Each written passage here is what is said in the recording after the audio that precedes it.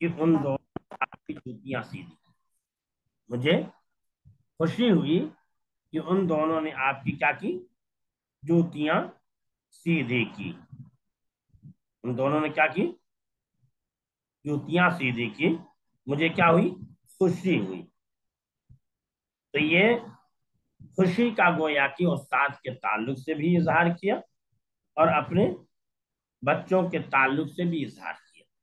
اس لیے کہ یہ ادب ہے، یہ تعلیم ہے، یہ تربیت ہے، یہ تواضع اور انکساری کی علامت اور نشانی.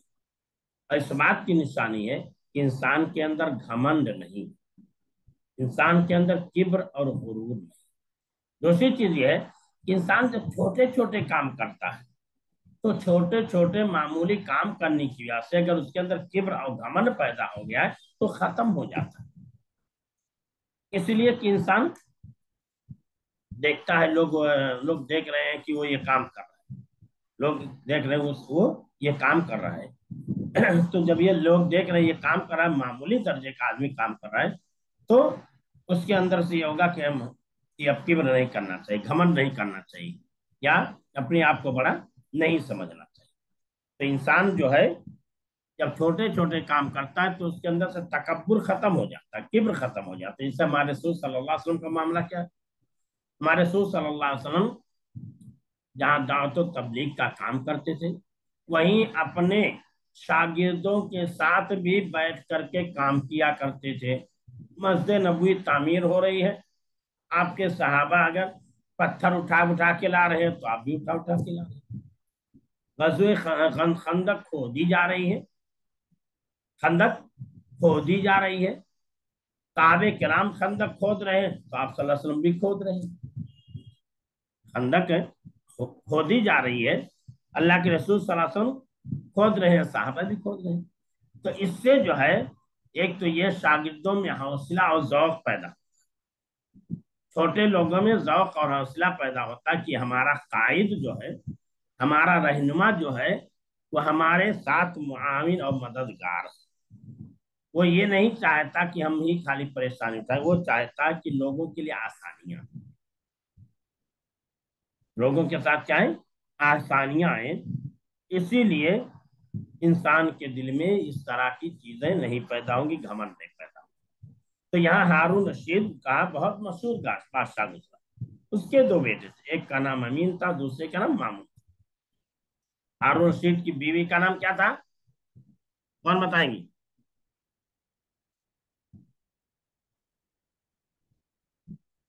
بہت مشہور نام ہے، کسی کو یاد ہے آپ میں سے؟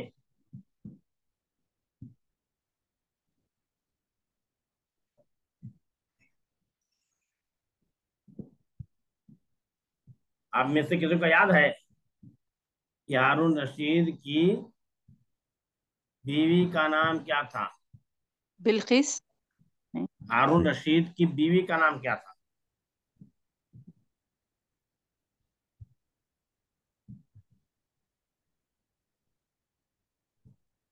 زبیدہ بن جعفر ہے کیا؟ زبیدہ.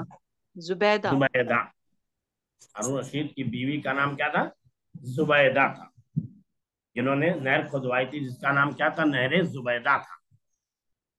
مکہ تک پانی لانے کے لیے کیا کیا تھا؟ نہر کھدوائی تھی جس کا نام نہر زبیدہ تھا. یہ بھی بڑی نیک سیرت خاتون تھی، نیک سیرت خاتون تھی.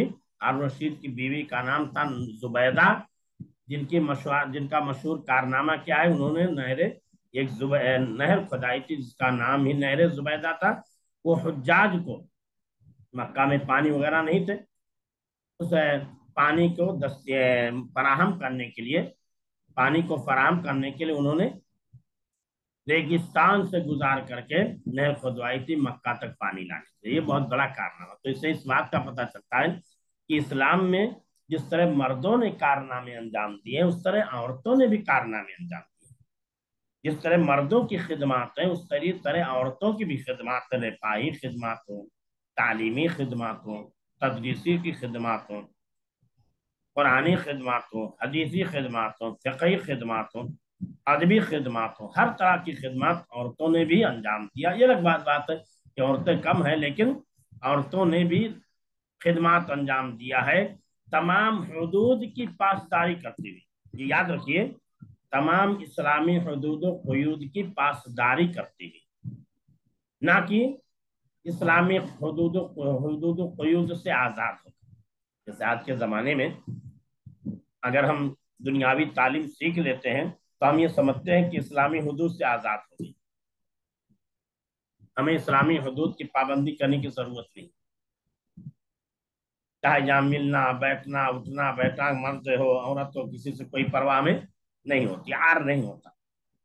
جبکہ ایک عورت کی سب سے زیادہ قیمتی چیز جو ہے اور سب سے زیادہ اہم چیز جو ہے ایک عورت کی حیا، عورت کے اندر حیا کا پایا جانا بہت ہی ضروری ہے۔ اللہ کے رسول صلی اللہ علیہ وسلم کی اسی لیے مثال دی جاتی ہے کہ اللہ کے رسول صلی اللہ علیہ وسلم کنواری پردے میں رہنے والی لڑکی سے بھی زیادہ حیادار تھے۔ کنواری لڑکی عورت جو ہوتی ہے بہت حیادار ہوتی ہے، اور کہا کنواری پردے میں رہنے والی پردہ نشین لڑکی سے بھی زیادہ حیادار تھے۔ تو اس سے مثال دینے کا مطلب یہ ہے کہ اور لڑکیاں جو ہوتی ہیں، جو غیر شادی شدہ عورتیں ہوتی ہیں، لڑکیاں ہوتی ہیں، بچیاں ہوتی ہیں، ان کے اندر سب سے زیادہ حیا پائی جاتی ہے اور سب سے زیادہ غیرت پائی جاتی ہے۔ تو اس عورت کے اندر غیرت اور حیا کا پایا جانا بہت ہی ضروری ہے، اور یہ عورت کا سب سے زیادہ قیمتی زیور ہے۔ اگر حیا ختم ہوگی، اذا لم تستحی فاصنع ما شئت، جب شرم و حیا نہ ہو تو جو چاہو وہ کرو۔ ومن یہن یسہل الہوان علیہ ما لجرح بمیت نہ، کہ جو ذلت کا خوگر ہو جاتا ہے اس کے اوپر ذلت آسان ہو جاتی ہے۔ اب مردے کو مردے کے جسم کے ٹکڑے ٹکڑے کر ڈالو، مردے کو کیا تکلیف پہنچ رہی ہے؟ ایسے ہی حیا اور شرم چلی جاتی ہے، غیرت چلی جاتی ہے، انسان کو چاہے جتنا ڈانٹو چاہے جتنا سمجھاؤ کوئی فرق پڑنے والا نہیں ہے۔ انسان کو جو کرنا ہے وہی کرے گا، انسان کو جو کرنا ہے وہی کرے۔ تو میں یہ کہہ رہا تھا کہ اسلام میں عورتوں نے بھی ہر اعتبار سے اپنی حاضری درج کروائی۔ اگر مرد محدث رہے ہیں، مرد مفسر رہے ہیں، اور مرد فقیر رہے ہیں، مرد مجتہد رہے ہیں، مرد ادیب رہے ہیں، تو عورتیں بھی مفسرہ، محدثہ، فقیہہ، ادیبہ رہ چکی ہیں، اور انہوں نے بھی یہ تمام خدمات انجام دی ہیں۔ لیکن تمام اسلامی حدود و قیود کی پابندی کرتی ہے، تمام حدود و قیود کی پابندی کرتی ہے۔ تب ہمیں اس چیز کا لحاظ رکھنا چاہیے، اس چیز کا لحاظ رکھنا چاہیے کہ سب کام کریں لیکن اپنی حیا کی چادر اوڑھ کر کے، غیرت کی چادر اوڑھ کر کے تمام کام کریں۔ ٹھیک ہے، یہ سب چیزوں کا لحاظ کرنا ضروری ہے ہم تمام لوگوں کے لیے، اس لیے اس کا ہمیں ہمیشہ خیال رکھنا چاہیے اور اس کی رعایت کرنی چاہیے۔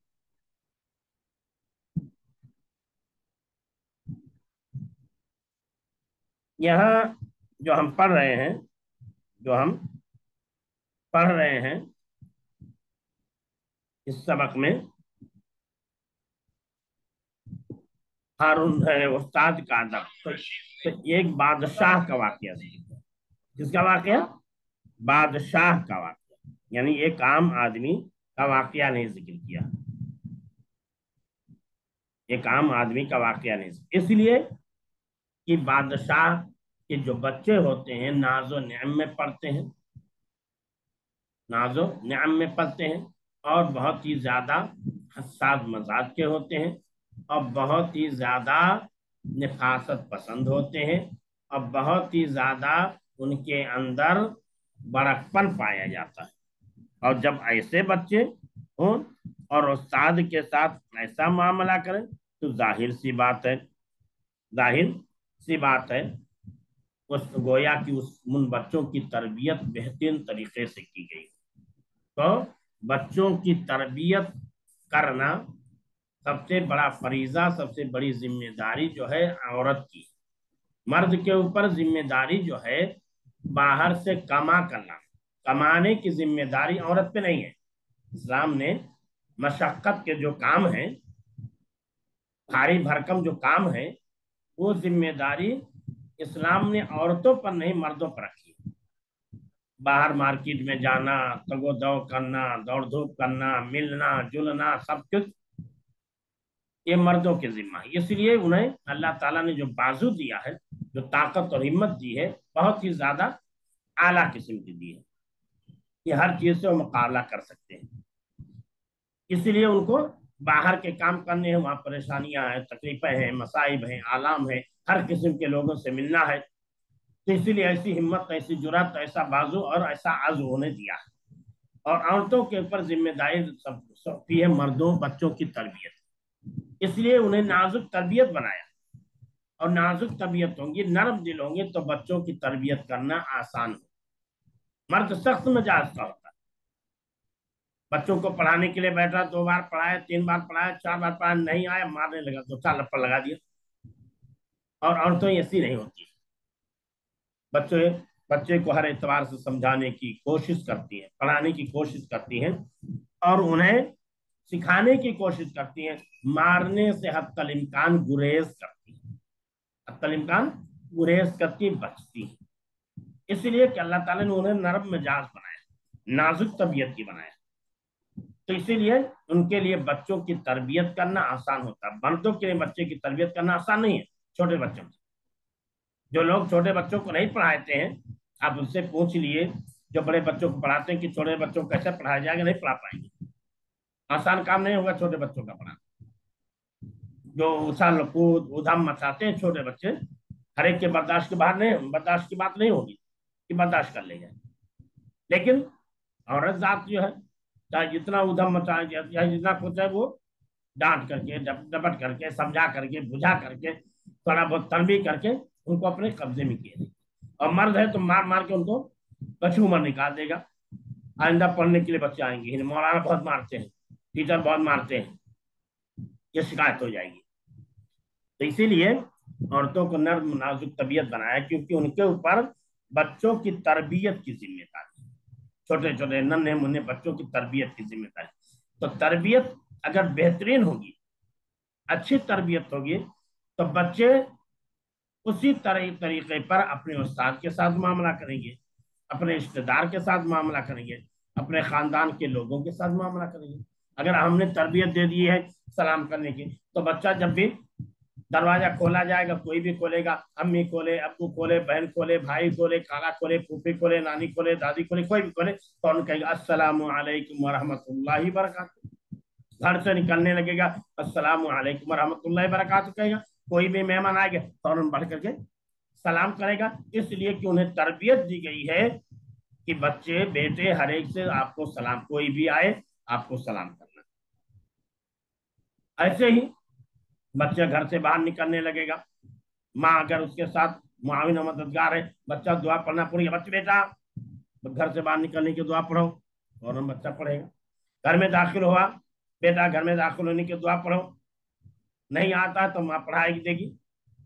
ماں پڑھاتے 1 دن 2 دن 3 دن 4 دن 5 دن پڑھاتے بچوں کو یاد ہوا. ایسا بچہ بستر پہ آیا، کھانے کے لیے بیٹھا، بیٹا بسم اللہ کہو، بیٹا ہاتھ دھل لو، ایک تربیت ہوگی. بیٹا سونے کا بستر پہ آیا، بیٹا دعا پڑھ لو، سونے کی دعا پڑھو، یہ دعا پڑھو، وہ دعا پڑھو، دائیں کروٹ سنو، دائیں ہاتھ نیچے رکھ کر کے سو. تو یہ تمام تربیت جو ہے نرمی اور شفقت کی محتاج ہے. یہ تمام تربیتیں جو ہیں نرمی اور شفقت کی محتاج ہیں. اور یہ تمام چیزیں بدرجہ اتم کامل طریقے سے خواتین کے اندر پائی جاتی ہیں. اسی لیے اللہ تعالیٰ نے خواتین کے اوپر گھریلو ذمہ داری عائد کی، ان کے اوپر ظلم نہیں کیا ہے. انہیں مشقت اور پریشانی سے بچایا، بھیڑ بھاڑ سے بچایا، سفر کی تکلیف سے بچایا ہے، کہ تاکہ تکلیف نہ اٹھانی پڑے، پریشانی نہ اٹھانی پڑے.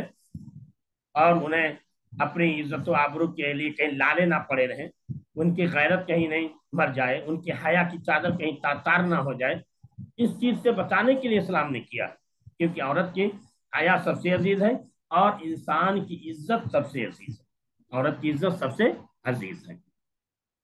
تو ہارون رشید نے کہ گویا کہ بچوں کی تربیت انہوں نے بہترین انداز میں کیا تھا، اسی لیے جب استاد امام کسائی رحمہ اللہ علیہ جو ان دونوں کو پڑھایا کرتے تھے، امام کسائی رحمہ اللہ علیہ جو ان دونوں کو پڑھایا کرتے تھے، جب کسی کام کے لیے اچانک اٹھے جانے کے لیے، دونوں دوڑ پڑے کہ استاد کی جوتی میں سیدھی کر دوں، استاد کی جوتی میں سیدھی کر دوں، جوتی کے بعد پہنچ کر دونوں جھاڑنے لگے۔ اس لیے نہیں کہ استاد کی جوتی پھینک دو، ہمارے یہاں معاملہ ہوتا ہے کہ استاد نے ڈانٹ دیا ڈپٹ دیا تو استاد کا جوتا ہی بچے پھینک دیں گے، استاد کو مارنے کے لیے تیار ہو جاتے ہیں۔ یہ مغربی تہذیب اور کلچر کا حصہ ہے، مشرقی تہذیب اسلامی تہذیب کا حصہ نہیں۔ تو ان دونوں لڑ پڑے اس لیے کہ استاد کی جوتی میں سیدھی کروں، بڑا اعلیٰ مقام استاد کی جوتی سیدھی کرنا، استاد کی خدمت کرنا، وہی لوگ کرتے ہیں جنہیں اللہ توفیق دے۔ تو دونوں جھگڑنے لگے، استاد نے دونوں کا جھگڑا تھکا دیا، ایک لڑکا ایک جوتی سیدھی کرے، دوسرا لڑکا دوسری جوتی سیدھی کرے، دونوں نے کر دیا، خوشی خوشی کر دی۔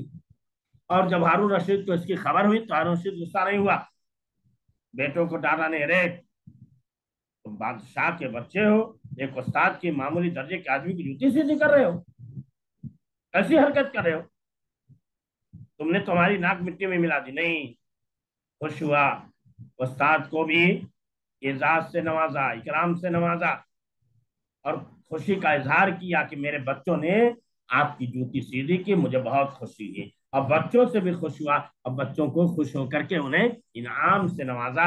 تو اس طریقے پر جب ہم معاملہ کریں گے تو اپنے بچوں کو ادب سکھانا ہمارے لیے آسان ہوگا، ہمارے بچے مؤدب ہو جائیں گے، مہذب ہو جائیں گے۔ یہ یاد رکھیے، اگر غلط چیز ہم دوسرے کے حوالے سے سکھا رہے ہیں، کل بچہ وہی چیز ہمارے ساتھ بھی کرے گا۔ یہ نہیں ہے کہ غلط سکھایا ہم نے تو ہی کاری کرے گا، ہمارے ساتھ بھی معاملہ کرے گا۔ اس لیے یاد رکھیے، ہمیشہ تربیت کے میدان میں بچوں کو ڈانٹیے، سمجھائیے، بجھائیے۔ کہیں بچہ لڑ کر کے کسی سے آئے تو یہ مت کہو آئندہ تم بھی مار کے آنا، نہیں، یہ غلط طریقہ ہے۔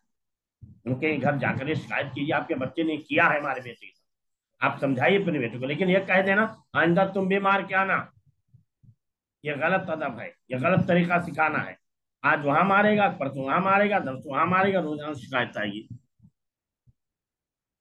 تو یہ اگر کوئی ڈانٹ رہا ہے، سمجھا رہا ہے، بجھا رہا ہے، یا کسی نے ڈانٹ دیا ہے تو آپ اس سے مت کہیے کہ آپ نے میرے بیٹے کو کیوں ڈانٹا، آپ نے اپنے بچوں کو سمجھائیے کہ آپ نے کوئی غلطی کی ہوگی، کوئی غلط کام کیا ہوگا جس کی وجہ سے انہوں نے یہ کام کیا ہوگا۔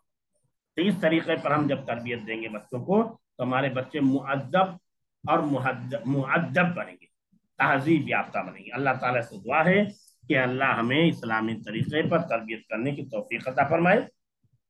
میں یہ آج بھی آپ لوگوں سے کہوں گا کہ یہ سبق جو ابھی ہم نے پڑھا ہے، اس سبق کا آپ لوگ خلاصہ لکھ کر کے لائیے، دیکھتے ہیں ہم کون کون سے لوگ خلاصہ لکھ کر کے بھیجتے ہیں، ٹھیک ہے؟